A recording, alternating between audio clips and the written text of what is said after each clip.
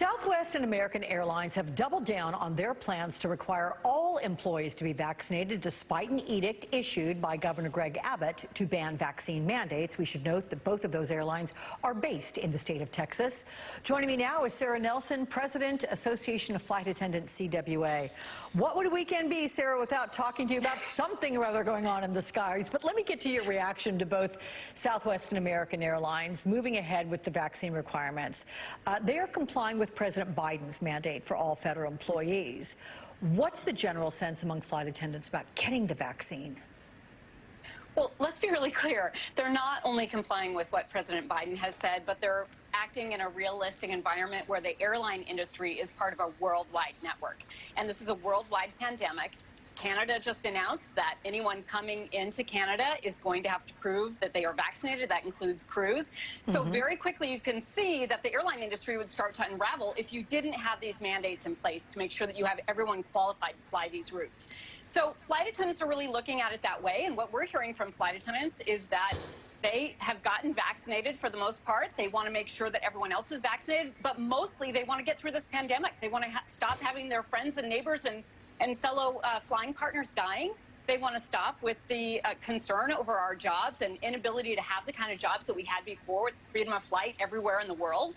And so we have to get on with this, and we have to be clear with people about why we're doing it and what's going to happen if we don't do it, so that we all understand what our responsibility is here. Yeah. Let me ask you about Southwest this past week. You know where I'm going with this. Those hundreds into the thousands of flight cancellation issues that they had over like 3-4 days. There were claims that it had something to do with the vaccine mandates. Let's take a listen to what White House Press Secretary Jen Psaki had to say about it on Tuesday.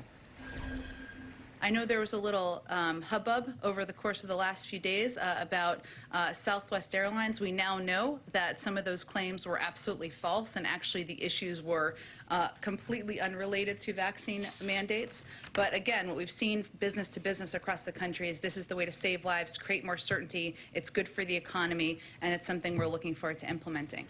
So among the things that Southwest Airlines pointed to, they said, you know, where there were weather woes, right? Problem was that they seemed to only affect Southwest Airlines. So do you know what happened here? And do you think this could happen again during the busy holiday season coming up? Well, let's be really clear. We saw this happen with a meltdown with Spirit about a month ago. And right. we also saw some difficulties with American in another situation. What happens when you start to have delays and cancellation is there's a ripple effect across the staffing, across the network. And so when an airline starts to go into a hole like that, it typically grows deeper before they dig themselves out. Southwest also is not a part of the larger network with the rest of the airlines. They can't put people on other airlines to help recover their operation either. So those are some unique factors there in place for Southwest. There was absolutely no evidence that this actually had to do with any concern over the vaccine mandate. Well, there's a few individuals expressing concern over that. That's not what happened here. Okay. Let me ask you about the pilots who are returning to work now, many of whom were laid off during the pandemic, some for a long time. There have been dozens of mistakes by out-of-practice pilots since this last year. Is it safe to get pilots back into the cockpit months after being laid off? I mean, do you know what kind of training they've got to go through to get back up to speed? You know, there are some who are a little concerned about it, thinking it's a little dangerous. Well, first of all, Alex, this safety reporting system was put into place because the Airline Pilots Union pushed it.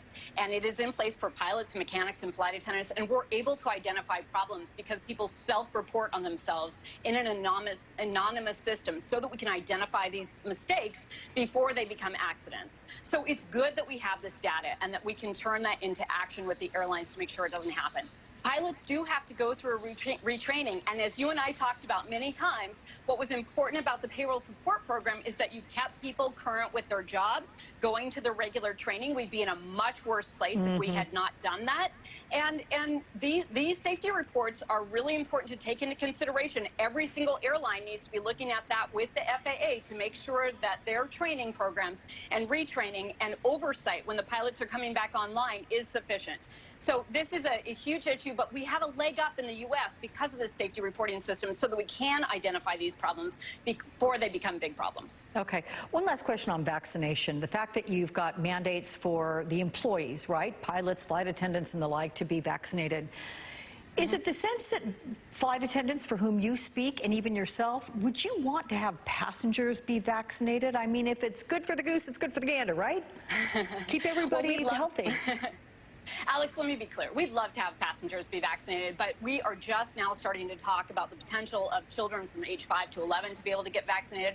We don't yet have access for the vaccine for everyone. So that's one thing. The other issue is the issue of how we have kept track of vaccinated individuals in the U.S. So we have to tackle these issues because you don't want to have unintended consequences and slow down the system and not give access to the people who are vaccinated because we don't have a system in place to readily determine who is vaccinated in order to get them through the airport and get to their plane on time and be able to fly. So we have to work through the logistics and we have to work through the access, but then maybe we'll get to a place where that's something that will be in place for all travelers. We shall see. Sara Nelson, you know, if it happens, we're talking about it. Good to see you, my friend. Thank you so much. Thanks, Alex.